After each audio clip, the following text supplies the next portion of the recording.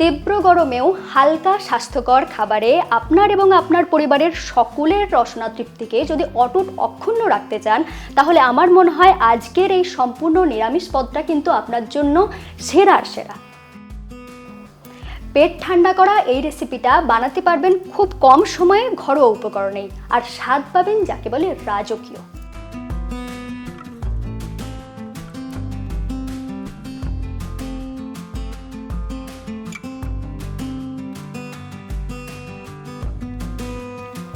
খুব সহজে রান্নাটা শিখে নিতে সঙ্গে রইলাম আমি ঋতুপর্ণা। আপনারা দেখছেন ঋতুর রান্নাঘর। আমি এখানে একটা লাউ নিয়েছি। আমি এখানে এই অর্ধেকটুকুই ব্যবহার করব। ওজন হবে মোটামুটি 800 গ্রাম। লাউটাকে প্রথমে 4 টুকরো করে নিয়েছি, এরপর খোসা ছাড়িয়ে নিচ্ছি।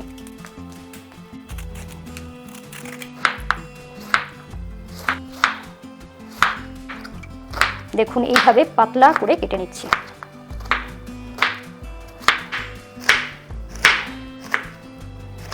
এইভাবে পাতলা করে কাটলে দুটো সুবিধা, এক তো গরমে বেশিক্ষণ ধরে এটাকে সিদ্ধ করার দরকার পড়বে না, আর সাথে সাথে গ্যাসেরও সাশ্রয় হবে।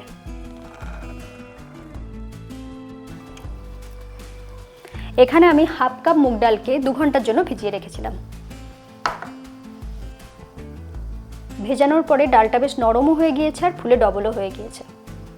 এরপর ডালটাকে বেটে নেব। সাথে ঝালের জন্য একটা কাঁচা লঙ্কা দিয়ে দিচ্ছি। এটাকে খুব কম জল দিয়ে টাইট টাইট করে বেটে নিতে হবে, কিন্তু ডালটা হতে হবে মোলায়েম।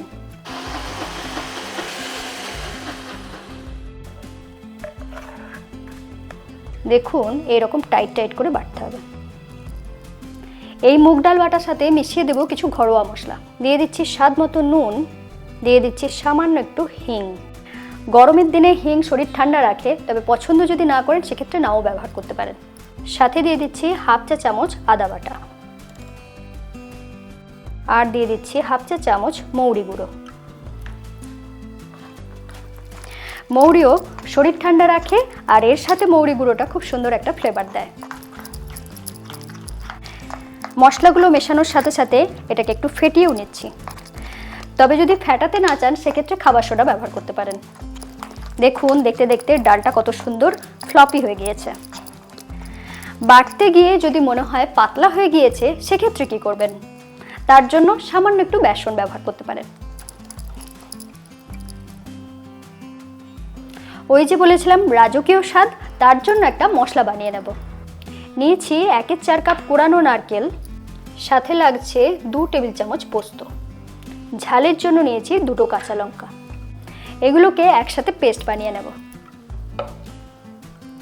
দিচ্ছি কোরানো নারকেল, পোস্ত, কাঁচা লঙ্কা, সামান্য জল দিয়ে এটাকে বেটে নেব। এই রান্নাটার ক্ষেত্রে এই মশলাটা কিন্তু একেবারে অনবদ্য। দেখুন এটাকেও মোলায়েম করে বেটে নিয়েছি। স্বাস্থ্যকর ও সুস্বাদু করার জন্য এখানে একটা শুকনো মশলা বানিয়ে নেব। 1 চা চামচ রাঁধুনি, 1 চা চামচ গোটা মৌরি, 1 চা চামচ গোটা সর্ষে। সুন্দর মিষ্টি গন্ধের জন্য এখানে নিয়েছি 2টো ছোট এলাচ।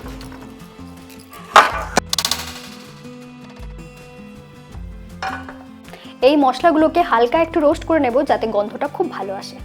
দিচ্ছি রাঁধুনি, দিচ্ছি মৌরি, দিচ্ছি সর্ষে আর ছোট এলাচ।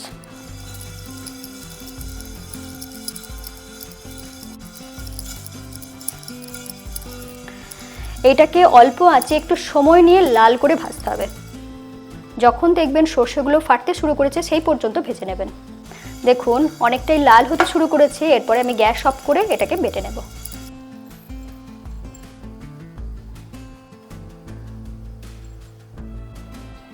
এত সুন্দর গন্ধ হয়েছে। সব জোগাড় শেষ, এরপর রান্নাটা শুরু করে দেব। দিয়ে দিচ্ছি সামান্য একটু সর্ষের তেল, শুধুমাত্র তলাটা গ্রিজ করার মতন। এই যে ডালটা বাটা রয়েছে সেখান থেকে এরকম অল্প করে তুলে নিলাম, এরপরে এইভাবে দিয়ে দিচ্ছি।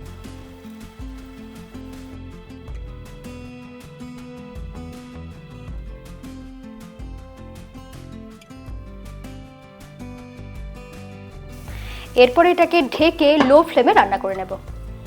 1 থেকে 1.5 মিনিট এইভাবে ঢাকা দিয়ে রেখেছিলাম। যখন দেখবেন শক্ত হয়েছে ঠিক সেই সময় দিয়ে দেবো সামান্য একটু জল। 3 মিনিটের মতন এটাকে ঢাকা দিয়ে রান্না করেছি, এখন কিন্তু তৈরি হয়ে গিয়েছে। দেখুন একটা সাইড লালচে হয়ে গিয়েছে। যদি চান আর একটু ভেজে নিতে পারেন, তবে আমি কিন্তু আর ভাজছি না। আপনাদের একবার দেখিয়ে দিই বড়িটা ঠিক কতটা নরম হয়েছে। দেখুন, দিয়ে দিচ্ছি সামান্য একটু সরষের তেল। তেল হালকা গরম হতেই এখানে দিয়ে দিচ্ছি সামান্য একটু মেথি দানা, আর দিয়ে দিচ্ছি একটা তেজপাতা। হালকা ভেজে নিয়েছি, খুব সুন্দর গন্ধ বেরিয়ে গিয়েছে। এরপর দিয়ে দেবো কেটে রাখা লাউ। এরপরে লাউটাকে একটু হাই ফ্লেমে রেখে ভাজা ভাজা করে নেব, মানে একটু নাড়াচাড়া করে নেব। ঠিক এই সময়ে দিয়ে দেবো 1 টেবিল চামচ আদা বাটা।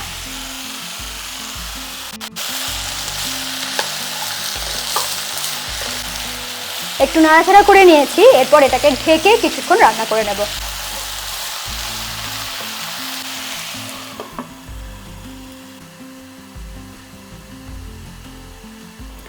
দু মিনিটের মতন এটাকে ভাপিয়ে নিয়েছি।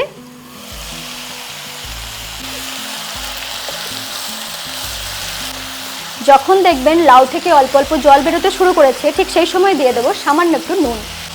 এখানে আমি স্বাদ মতো নুন ব্যবহার করছি।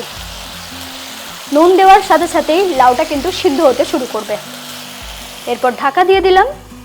ততক্ষণ পর্যন্ত রান্না করব যতক্ষণ না লাউটা সুন্দরভাবে সিদ্ধ হয়ে যায়। এই সময়ে কিন্তু আলাদা করে জল ব্যবহার করবেন না, লাউয়ের জলেতেই এটা সিদ্ধ হবে। 7 মিনিটের মতন এটাকে সিদ্ধ করে নিয়েছি, পুরোপুরি সিদ্ধ হয়ে গিয়েছে। একবার খুলে দেখাচ্ছি।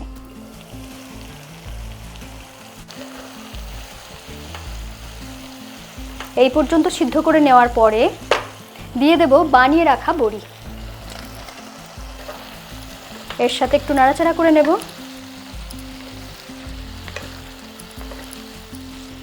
শুকনো বড়িতে এটা বানানো যেতে পারে, কিন্তু এইভাবে বড়ি বানিয়ে একবার খেয়ে দেখবেন, দুর্দান্ত লাগে। বড়িটাকেও এর সাথে একটু কষিয়ে নিলাম যাতে নরম হয়ে যায় এবং মশলাগুলো বড়ির মধ্যেও চলে যায়।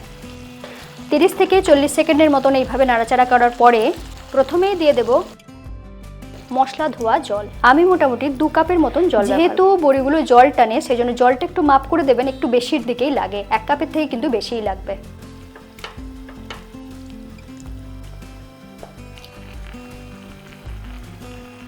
গ্রেভিটা যখন হালকা ফুটে উঠতে শুরু করেছে, ঠিক সেই সময় দিয়ে দেবো বেটে রাখা মশলা।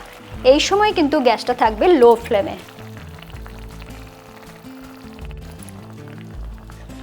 একটু হালকা হাতে নাড়াচাড়া করে দিচ্ছি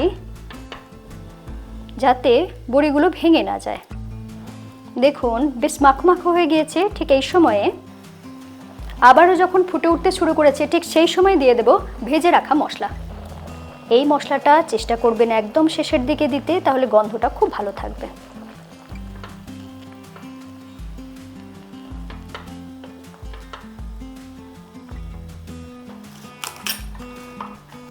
একদম শেষের দিকে দিয়ে দিচ্ছি কয়েকটা কাঁচা পাকা লঙ্কা, যাতে কাঁচা লঙ্কার ফ্রেশ ফ্লেভারটা আসে।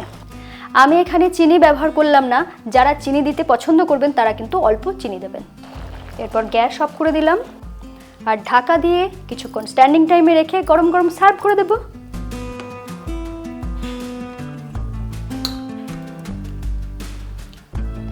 আমি ওপর থেকে সামান্য একটু সরষের তেল ছড়িয়ে দিয়েছি। এই গরমে এই রেসিপিটা কিন্তু কিছুতেই মিস করবেন না, তাহলে আফসোস থেকে যাবে আপনারই।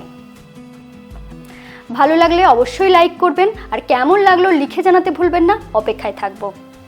এরকম ইউনিক আর নতুন নতুন রেসিপি পেতে ঋতুর রান্নাঘরকে সাবস্ক্রাইব করে নিন। সকলে খুব ভালো থাকুন। আবার দেখা হচ্ছে এরকমই সুন্দর রেসিপির সাথে।